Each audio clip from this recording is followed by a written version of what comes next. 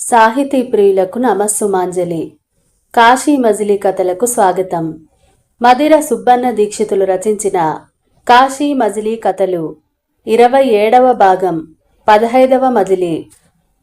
Last ఎపిసోడ్లో మనము పూరిలోని జగన్నాథ క్షేత్రంలో జగన్నాథ, సుభద్ర, బలభద్రుడు వారి విగ్రహాలు కాళ్ళు చేతులు లేని విగ్రహాలుగా ఉన్నాయని తెలుసుకొని కోటప్ప దాని వృత్తాంతం ఏమిటని మణిసిద్ధుని అడగగా మణిసిద్ధుడు ఇంద్రద్యుమ్నుని వృత్తాంతం మొత్తం చెప్పి ఆ విగ్రహాలు అలా ఎలా ఏర్పడ్డాయో వివరించాడు కదా. మరి ఆ తర్వాత మజిలీకి చేరుకున్నారు. అప్పుడు మణిసిద్ధుడు జపం చేసుకుంటూ ఉన్నాడు. తను ఎలాగో జపం చేసుకుంటున్నాడు కదా అని ఊరికే కూర్చోలేక కోటప్ప అలా బయటకు వెళ్ళి తిరుగుతూ ఉంటే ఒకచోట దట్టమైన చెట్ల గుంపు కనిపించింది. ఆ తోట ఎంతో దట్టంగా ఉంది, అదెంత గొప్పదో అని దగ్గరికి వెళ్ళాడు. ఏవైనా తినడానికి పండ్లు దొరుకుతాయేమో అని చూడటంతో ఒక అద్భుతమైన వినసొంపుగా ఉన్నటువంటి గానం వినిపించింది. ఆశ్చర్యకరంగా ఆ పాట ఎక్కడి నుంచి వస్తుందా అని అటూ ఇటూ తిరగసాగాడు. అంతలో ఆ గానం మరోలాగా వినిపించింది. జనం లేరు, ఇల్లు కూడా లేవు. మరి ఇలాంటి సంగీతం ఎక్కడి నుంచి వినిపిస్తుందా అని చూశాడు. దేవతలేమైనా విమానం ఎక్కి తిరుగుతూ పాడుతున్నారా అని ఆకాశంలోకి కూడా చూశాడు. ఎవ్వరూ కనిపించలేదు. అదిగాక సంగీతం చాలా దగ్గర నుంచి వినిపిస్తున్నట్టుగా అనిపించింది కోటప్పకు. ఆ సంగీతం మాటిమాటికి మారుతూ రకరకాలుగా వినపడుతోంది. ఆ చెట్ల మీద ఎవరైనా ఉన్నారేమో అని అలాగే వెళ్ళాడు. అది నిమిషానికి ఒకలాగా వినపడుతోంది.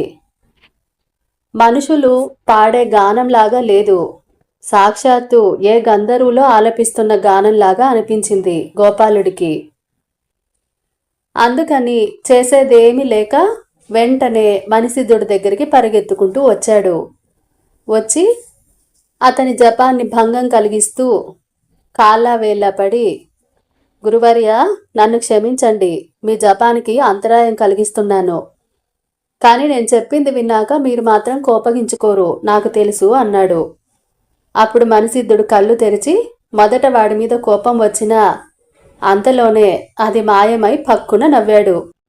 గోపా, నీతో మహా చిక్కుగా ఉందిరా, సమయం చూసుకోవు. ఎప్పుడైనా నేను జపంలో ఉంటే నన్ను ఇబ్బంది కలిగించద్దని చెప్పాను కదా అని అన్నాడు. మరేం చేయమంటారు స్వామి, నేను చూసిన వింత అలాంటిది, మీరు దాని గురించిన వృత్తాంతం చెప్పాల్సిందే అంటూ పట్టుబట్టాడు. మణిసిద్ధుడు నవ్వి, ఈసారికి సరే చెప్తాను, ఇంకోసారి నేను జపంలో ఉన్నప్పుడు అంతరాయం కలిగించద్దు అని చెప్పాడు. ఇంతకీ నువ్వు చూసిన ఆ వింతేమిటి అని అడిగాడు. వెంటనే కోటప్ప తాను చూసిన ఒక చెట్టు, ఆ చెట్టులోంచి వినిపిస్తున్న సంగీతము, దాని గురించి అంతా చెప్పాడు. మణిసిద్ధుడు మణి ప్రభావంతో ఆ కథ మొత్తం తెలుసుకున్నాడు. వెంటనే ఆ కథ గురించి ఇలా చెప్పడం ప్రారంభించాడు. రుచికుని కథ. పూర్వం జగన్నాథం అనే పట్టణంలో బలదేవుడు అనే అతను మాలలు కడుతూ ఉండేవాడు. రకరకాల పువ్వులను ఎంతో నేర్పుగా దండలు కట్టి అమ్ముకుంటూ బతికేవాడు. అతను ప్రతిరోజు జగన్నాథ స్వామి ఆలయానికి పోయి మంచి మాలలు కట్టి వాటిని స్వామికి అర్పించి ఇంటికి వచ్చేవాడు. అందుచేతనే అతనికి హరిదాసు అనే పేరు వచ్చింది. అక్కడున్న ప్రజలందరూ అతన్ని సాక్షాత్తు గొప్ప ఋషిగా భావించేవారు. ఒకనాడు కళింగ దేశపు రాజు కుటుంబంతో యాత్రకొచ్చాడు.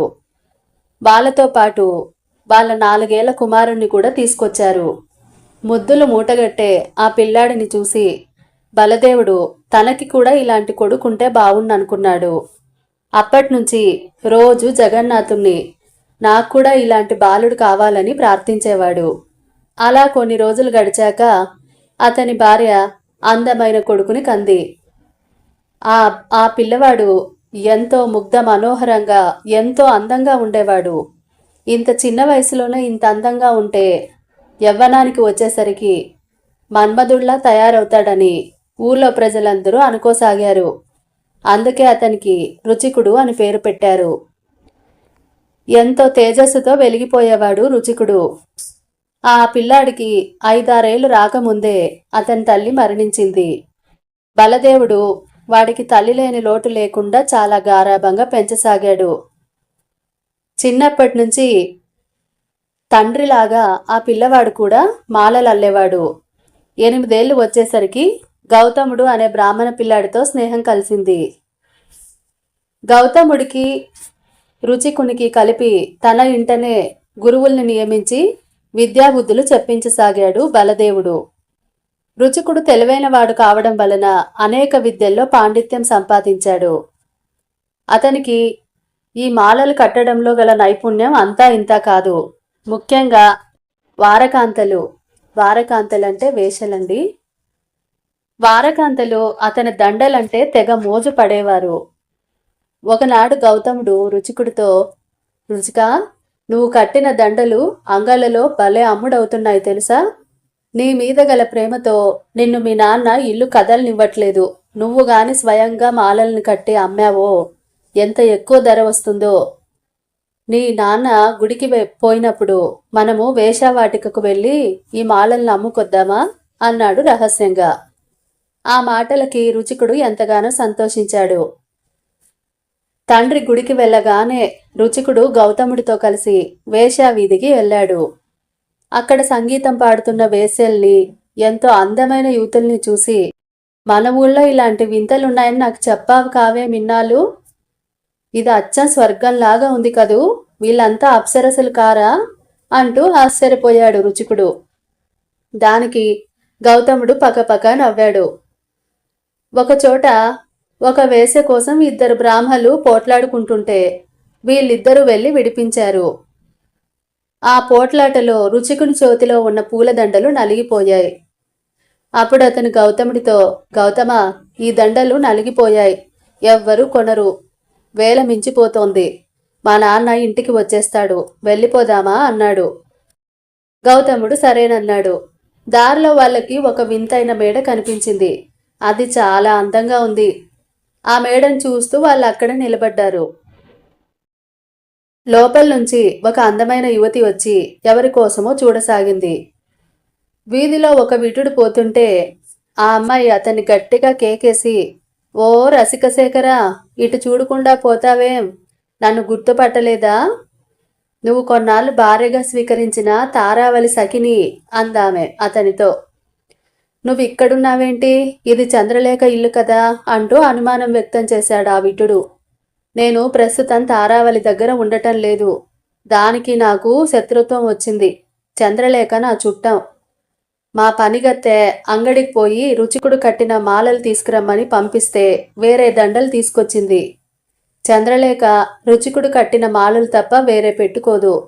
అందుకని దాన్ని మళ్ళీ అంగడికి పంపి దానికోసమే ఎదురు చూస్తున్నాను అని చెప్పిందామె. చంద్రలేఖ ఇంటికి ఎవరైనా సరస్సులు వస్తున్నారా? ఎవరైనా కన్నరికం చేశారా? నాకు దాన్ని కలవాలనుంది. అది తల్లి మాట వినుక ఎప్పుడు విద్యాగోష్ఠే చేస్తుంటుందని విన్నాను. దాన్ని కలిసే ఉపాయం ఏంటి అంటూ అడిగాడతను. బావా, అది పట్టిన నియమం సాక్షాత్తు బ్రహ్మదేవుడు వచ్చి చెప్పినా వదలదు. అది రుచికుణ్ణి వలచిందట, అతన్నే పెళ్లి చేసుకుంటుందట. సరస్సుల్ని చూడదు, కేవలం ఆడపండితులను మాత్రమే కలుస్తుంది. ఒక ఉపాయం చెబుతాను విను. రుచికుండ్ల పూలదండలు కట్టాలని ప్రయత్నం చేస్తోంది, కానీ కుదరడం లేదు. అతను ఈ ఊర్లోనే ఉంటాడట. రుచికుణ్ణి తీసుకొస్తే తప్పకుండా దర్శనం చేయిస్తాను అందామె. అలాగే, నా ప్రయత్నం నేను చేస్తానంటూ ఆ విటుడు వెళ్ళిపోయాడు. ఆ మాటలు విన్న రుచికుడు, మిత్రమా, ఈ మాలల వల్ల నాకు చాలా మంచి పేరు వచ్చేట్టుంది. నేనిప్పుడు లోపలికి పోతే చంద్రలేఖ నన్ను గౌరవిస్తుంది కాబోలు. పోయి ఆ పని దానికి నేర్పేదా అని స్నేహితుల్ని అడిగాడు. గౌతముడు, చాలు చాలు, మీ నాన్న వచ్చే వేలైంది, నువ్వు ఇప్పుడు లోపలికి వెళ్తే తిరిగి వస్తావా అంటూ మందలించాడు. ఎలాగూ మా నాన్న మందలిస్తాడు, కొంతసేపు ఉండి ఆ వింతనేంటో చూసిపోదాం అన్నాడు. గౌతముడు ఎంతసేపున్నా రుచికుడు రాలేదు. దాంతో మీ నాన్నని తీసుకొస్తాను అంటూ అతను కోపంగా వెళ్ళిపోయాడు. అంతలో పరిచారిక పువ్వులు తెచ్చిందేమో అని ఆ యువతి మళ్ళీ వీధిలోకొచ్చింది. రుచికుడు ఆమెతో, నువ్వు రుచికుడు కట్టిన దండల కోసం చూస్తున్నావు కదా, అవి నా దగ్గరున్నాయి, కానీ కొంచెం నలిగాయి, తీసుకుంటావా అని అన్నాడు. ఆమె వాటిని చూసి, ఇవి రుచికుడు కట్టిన దండలే, బాగానే ఉన్నాయి, ఎంతకు అమ్ముతావు అని అడిగింది. మీరు రోజు కొనే ధరకే ఇస్తాను అన్నాడతను. ఇంతకీ ఇవి ఎక్కడ కొన్నావు అని అంటూ అడిగింది ఆ అమ్మాయి. కొనలేదు, నేనే కట్టాను, నా పేరే రుచికుడు అని చెప్పాడు. ఆమె ఆశ్చర్యపడుతూ, ఏమిటి, దండలు కట్టే రుచికుడివి నువ్వేనా? మీ ఇల్లెక్కడా? ఎప్పుడు కనపడ్డావు కావేం? మా స్నేహితురాలు నీ దగ్గర మాలలు కట్టుకోవడం నేర్చుకోవాలని నిన్ను తీసుకురమ్మని ఎన్నోసార్లు అడిగింది. నువ్వెక్కడుండేది నాకు తెలీదు. నిన్ను తీసుకెళ్తే నా చెల్లి చాలా సంతోషిస్తుంది, రా నాతో పాటు అంటూ అతన్ని లోపలికి తీసుకెళ్ళింది. దీపం వెలుగులో అతని చక్కదనం చూసి ఆశ్చర్యపడి చంద్రలేఖ ముందుకు తీసుకెళ్ళి, అమ్మా, నువ్వు నిత్యం కలవరించే రుచికుడు ఇతనే అంటూ పరిచయం చేసింది. బసంతుడి కంటే చక్కగా ఉన్న అతన్ని చూసి మోహం చెంది ఉచితాసనం మీద కూర్చోబెట్టి చంద్రలేఖ ఇలా అంది. నిన్ను చూడకపోయినా నువ్వు కట్టిన దండలు నిన్ను పరిచయం చేశాయి. ఈ విద్యలోనే కాక రూపంలోనూ అద్వితీయుడువే. నువ్వు ఈ విద్య ఎక్కడ సంపాదించావు? నీ గురువెవరు అంటూనే చంద్రలేఖ వలపు వలకబోస్తూ శృంగార చూపులు విసిరింది. ఆ చూపులకు కరిగిపోయి మతి తప్పి అతనేవేవో మాట్లాడసాగాడు. అతని మనసు చెదిరిందని గ్రహించిన చంద్రలేఖ మన్మధుల్లా కనిపిస్తున్న అతడే తనకు కాబోయే భర్త అని నిశ్చయించుకుని బయటపడకుండానే సంగీతం పాడి చందనము తాంబూలము సమర్పించి అతనికి ఎన్నో సేవలు చేస్తూ వలపు వలకబోసింది. అంతలో వీధి ద్వారం తలుపు దబదబా మోగసాగింది. రాజభటులు తలుపు తీయమని అరుస్తున్నారు.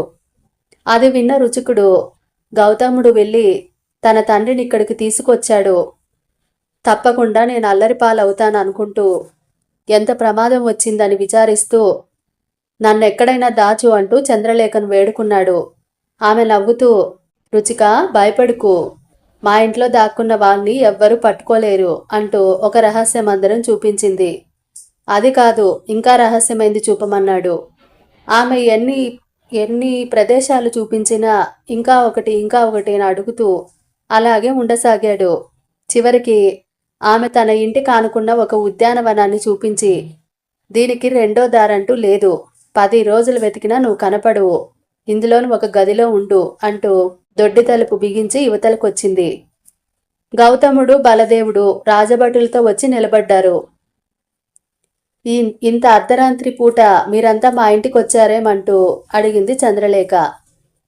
ఈ బలదేవుని కొడుకు రుచికుణ్ణి మీ ఇంట దాచావని చెప్పారు, తీసుకుపోవడానికి వచ్చాం, మర్యాదగా పంపుతావా, మా పద్ధతిలో వెతకమంటావా అంటూ భటులు బెదిరించారు. అప్పుడు చంద్రలేఖ, రుచికుడెవరో మాకు తెలీదు అని చెప్పింది. దాంతో వాళ్ళందరూ బలవంతాన వాళ్ళిల్లంతా సోదా చేయసాగారు. తెల్లవారింది. ఉద్యానవన ద్వారం గౌతముడికి కనిపించి దాన్ని తెరవమన్నాడు. అది మాది కాదు, దాన్ని తెరిచే అధికారం మాకు లేదు అంటూ ప్రలోభ పెట్టసాగింది చంద్రలేఖ. రాజభటులు బలవంతంగా దాన్ని తెరిచి తోటలో ప్రవేశించారు.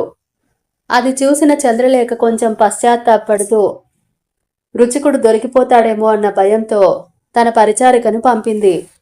ఆమె వెళ్ళేసరికి ఆ భటులు రుచికుడు కనిపించలేదని వెనక్కి తిరిగొచ్చేస్తున్నారు. చంద్రలేఖ ఆశ్చర్యపోతూ అవమానం తప్పినందుకు ఆనందిస్తూ తన ఇల్లును ఇలా సోదా చేశావని చెప్పి రాజుకు ఫిర్యాదు చేస్తానని ఆ రాజభటులను బెదిరించింది. వాళ్ళు వెళ్ళిపోయారు. ఆ తర్వాత ఆమె ఉద్యానవనంలో ఎంత వెతికినా రుచికుడు కనిపించలేదు. అందుకు కారణం తెలియక రహస్యంగా ఊరంతా వెతికించింది. అయినా రుచికుని జాడ తెలియలేదు. ఒకనాడు గౌతముడు ఆమె దగ్గరకు వచ్చి, నువ్వు మామూలు వారకాంతవు కావు, చదువుకున్న దానివి, మంచిదానివని విన్నాను. బలదేవుడు కొడుకు మీద బెంగుతో కుంగిపోతున్నాడు. అతను ప్రాణం విడిస్తే ఆ పాపం నీదే అవుతుంది. దయచేసి రుచికుని వదిలిపెట్టు అంటూ అడిగాడు. ఆమె ఎంతో బాధపడుతూ జరిగిన విషయమంతా వివరించింది. ఆ తోటలో ఏవైనా సంచార వృక్షాలున్నాయేమోనని ఇద్దరు వెళ్ళి చూశారు. ఏమీ కనిపించలేదు. అప్పుడు చంద్రలేఖ గౌతమునితో, నేను రుచికుణ్ణి నా భర్తగా భరించాను. బలదేవుడితో అతన్ని కొడుకుని తప్పకుండా వెతికి తెస్తానని చెప్పు. నీకు కావాల్సినంత డబ్బిస్తాను. దేశాటనం చేసి రుచికుడు ఎక్కడున్నాడో జాడ తెలుసుకో. రుచికుడు నీకు మంచి మిత్రుడు కదా అంటూ సహాయం కోరింది. అందుకు అతను అంగీకరించి బలదేవుడికి ఆ మాట చెప్పి దేశాటనం మొదలుపెట్టాడు. కొన్ని రోజులకి చంద్రలేఖకి అతని దగ్గర నుంచి ఒక ఉత్తరం వచ్చింది. అందులో, చంద్రలేఖ, నేను ఎన్నెన్నో దేశాలు తిరిగాను, కానీ రుచికుని జాడ మాత్రం తెలియలేదు. ఇప్పుడు సముద్ర ప్రాంతంలో ఉన్న రామచంద్రాపురం అనే పట్టణానికి వచ్చాను. ఇక్కడ ఒక విశేషం కనిపించింది. ఈ పట్టణాన్ని పాలించే సూరసేనుడికి తిలోత్తమ అనే కూతురుంది. విద్య, రూప, గుణ, శీలాల్లో ఆమె ఎంతో మిన్న. ఏ రాజకుమారుడు వచ్చినా దివ్య ప్రభావ సంపన్నుడైన దివ్య పురుషున్నే కాని నేను వేరే వాళ్ళని పెళ్లాడనని ప్రతిజ్ఞ పూనిందట. తండ్రి బలవంతం చేయగా ఒక అందగాడి బొమ్మను గీసి అతన్ని తప్ప వేరే వాళ్ళని పెళ్లాడనని ఆ చిత్రపటాన్ని ఇచ్చింది. అప్పుడు రాజు వెంటనే ఆ చిత్రపటాన్ని నలుగురు తిరిగే చోట వేలాడగట్టదీసి అతని ఆచూకీ తెలిపిన వారికి గొప్ప పారితోషికం ఇస్తానని ప్రకటించాడు. నేను కూడా వెళ్ళి ఆ చిత్రాన్ని చూశాను.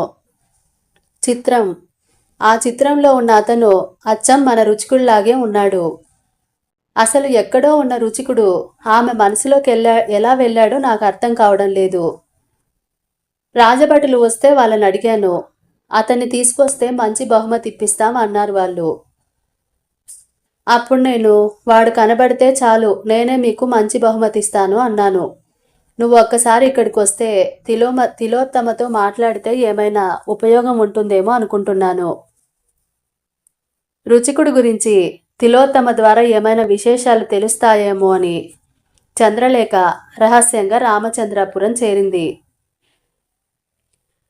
దేవాలయంలో రుచికుడి చిత్రం చూసి హత్తుకొని ఎంతో గాఢంగా ముద్దు పెట్టుకుంది.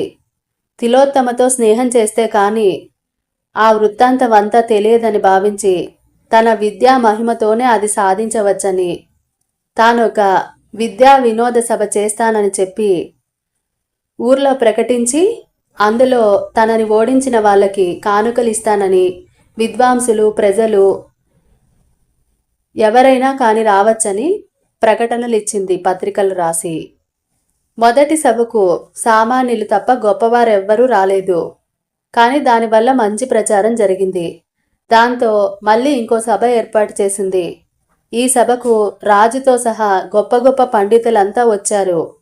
ఆ ఊర్లోని విద్వాంసులను 1-2 ప్రశ్నల్లోనే ఓడించి అవధానం, విచిత్ర బంధం, కవిత్వం వంటి ప్రక్రియలు చూపేసరికి రాజు కూడా ముగ్ధుడైపోయి సభ జరిగిన అనంతరం ఆమెకు మంచి బహుమతిని ఇవ్వబోగా చంద్రలేఖ రాజు పాదాలపై పడి, మహారాజా, డబ్బు కాసించి నేను ఈ పని చేయడం లేదు, ఆత్మతృప్తి కోసం చేస్తున్నాను అంటూ మీ దయ చాలు అని చెప్పింది. దానికి ఆమె వినయానికి ఎంతో సంతోషించాడు రాజు. ఆమెకు అభయమిచ్చాడు. ఈ విషయం గురించి ఆ నోటా ఈ నోటా విన్న సూరసేన మహారాజు కుమార్తె తిలోత్తమ వెంటనే రాజభటుల్ని పంపించింది. రాజభటులు చంద్రలేఖ దగ్గరకు వచ్చి, నిన్ను చూడాలని మా రాజపుత్రిక తిలోత్తమాదేవి ఇష్టపడుతోంది. రాజుగారు మిమ్మల్ని వెంటనే తీసుకురమ్మన్నారంటూ వచ్చారు. చంద్రలేఖ ఎంతో సంతోషించి చక్కగా అలంకరించుకొని తన పరిచారికతో తిలోత్తమ అంతఃపురానికి వెళ్ళింది. తన కోరిక నెరవేరబోతుందన్న ఆనందంతో ఆమె రాజపుత్రిక పరిచారికలను సత్కరించింది. తిలోత్తమను చూడటంతోనే ఆమెకు చంద్రలేఖ నమస్కరించింది. తిలోత్తమ చంద్రలేఖను ఉద్దేశించి, నువ్వు నిన్నటి సభలో చేసిన వింతలు విడ్డూరాలన్నీ విని చాలా సంతోషించాను. నీ కులానికే గౌరవం తెచ్చావు. నీకు విద్యలు నేర్పిందెవరు? ఎంతో అందంగా ఉన్నావు, ఎంతో విద్యను అభ్యసించావు. చక్కని వరుణ్ణి వివాహం చేసుకోక ఇలా ఎందుకు యవ్వనాన్ని వృధా చేసుకుంటున్నావు అంటూ ప్రశ్నించింది తిలోత్తమ. తనను రాజపుత్రిక పొగడ్డాన్ని భరించలేనట్టు చంద్రలేఖ ఇబ్బందిగా ముఖం పెట్టి, రాకుమారి, నేను ఒక్కొక్కరి వద్ద ఒక్కో విద్యను నేర్చాను. చదివినవి సంపూర్ణంగానే నేర్చుకున్నాను. మీరు నన్ను పొగడాల్సిన అవసరం లేదు. నేనేమి మీకంటే విద్వాంసురాలిని కాను. నాకంటే మీరు ఎంతో అందగత్తెలు. నన్ను మీ చెలికత్తెలతో చేర్చుకుని మీ స్నేహాన్ని అందిస్తే చాలు, అంతకంటే వేరే అదృష్టం ఏదీ వద్దు అంటూ చెప్పింది. ఇంక నా వివాహం సంగతి అంటారా? మా కులంలో తగిన వరుడు దొరకలేదు. అందుకనే నేను ఇప్పటి వరకు పెళ్లి చేసుకోలేదు అంటూ తన వృత్తాంతం చెప్పింది.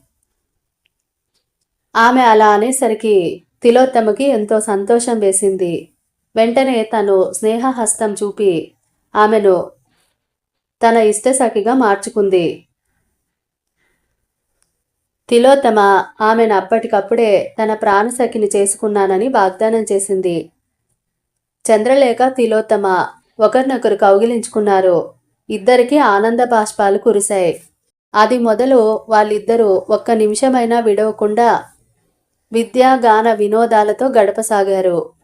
ఒకనాడు చంద్రలేఖ సమయం చూసి తిలోత్తమతో, చెలి, మనమిప్పుడు యవ్వనంలో ఉన్నాం.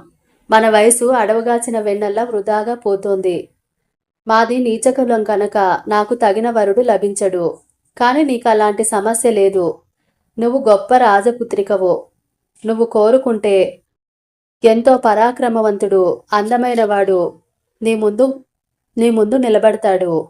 మరి అలాంటప్పుడు నువ్వు ఎవరిదో చిత్రపటం గీసి అతన్నే పెళ్లాడతానన్నావట. ఆ చిత్రం నేను కూడా చూశాను. అలాంటి వాణ్ణి ఎక్కడైనా చూశావా?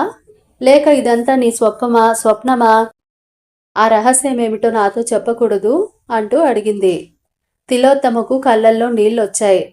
ఒక నిట్టూర్పు విడిచి, నాలాంటి మందభాగ్యురాలికి అతని లాంటి వాడు దొరుకుతాడంటావా? నువ్వొచ్చాకే నేను తిండి తింటూ నీళ్లు తాగుతున్నాను. అంతకుముందు జీవోత్సవంలా పడుండేదాన్ని. ఆ బొమ్మలో ఉన్న మనోహరుడి గురించి చెబుతాను విను అంటూ చెప్పసాగింది. నాకు యుక్త వయసు రాగానే మా తండ్రి అనేక రాజకుమారుల చిత్రాలు చూపించాడు.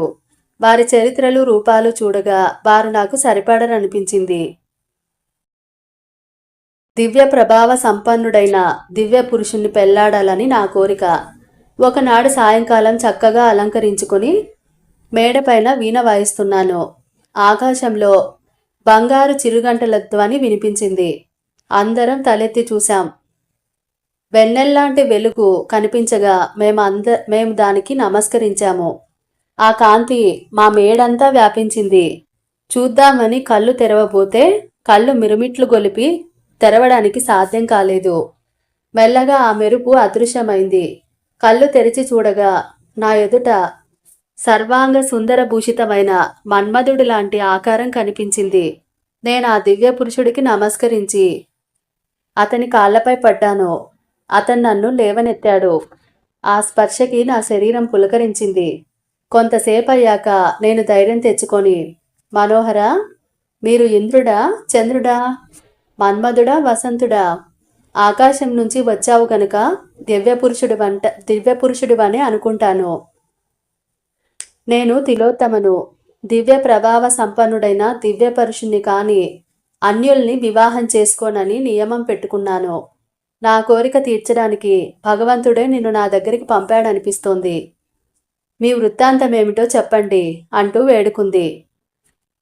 అప్పుడు అతనేమి అనకుండా చిరునవ్వుతో నా చెలుల వంక చూశాడు. నేను వాళ్ళందరినీ అవతలికి పంపేశాను.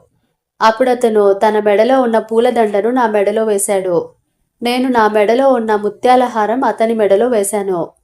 అతను నన్ను చేయి పట్టుకుని వెంటనే హంసతూలిక తల్పం మీదకు తీసుకెళ్లాడు. అతని గురించిన వృత్తాంతం ఏమిటో తెలుసుకుందామని ప్రయత్నం చేశాను. కానీ అతడికి కోపం వచ్చి విడిచి వెళ్ళిపోతాడేమోనని భయమేసి ఏమీ అడగలేకపోయాను. 3 రోజుల పాటు ఒక్క క్షణమైనా విడవకుండా మేము శృంగారకేలిలో మునిగి తేలాము. మేము అక్కడున్నంతసేపు చెలికత్తెలు అక్కడికెవ్వరినీ రానీయలేదు.